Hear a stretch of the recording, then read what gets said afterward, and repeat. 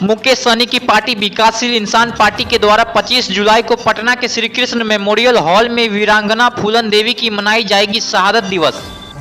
25 तारीख परसों 25 जुलाई को पटना में कृष्ण मेमोरियल हॉल में वीरांगना फूलन देवी जी का शहादत दिवस हम लोग मनाएंगे।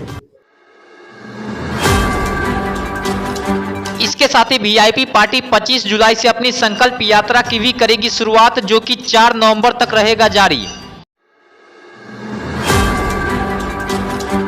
संपूर्ण बिहार, उत्तर प्रदेश के पूर्वांचल और झारखंड के कुल 80 जिलों को इस संकल्प यात्रा में किया गया है शामिल। पार्टी अभी किसी के साथ गठबंधन पर नहीं किया है कोई फैसला।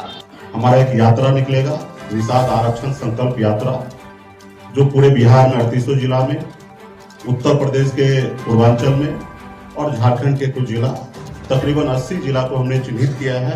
80 जिला में हमारा यात्रा निकलेगी और 100 दिन का ये यात्रा होगा।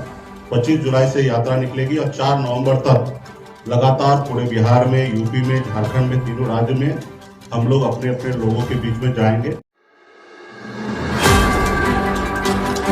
बिहार में नीतीश कैबिनेट को लेकर हलचल हुई तेज। डिप्टी सीएम तेजस्वी यादव से बिहार कांग्रेस के अध्यक्ष अखिलेश प्रसाद सिंह ने की मुलाकात।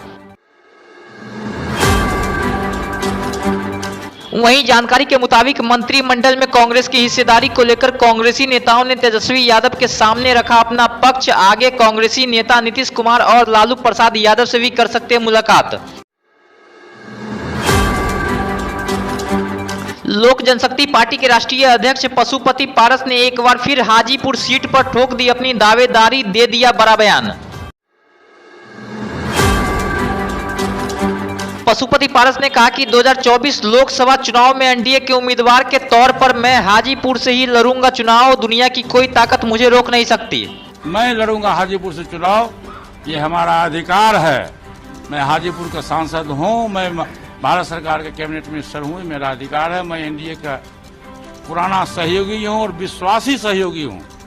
मैं लड़ूंगा हाजीपुर से, दुनिया की कोई ताकत। अचानक वित्त मंत्री के आवास पर मुख्यमंत्री नीतीश कुमार के पहुंचने से लेकर राजनीतिक गलियारों में चर्चा हुई तेज। करीब 10 मिनट तक वित्त मंत्री के आवास पर रुके मुख्यमंत्री।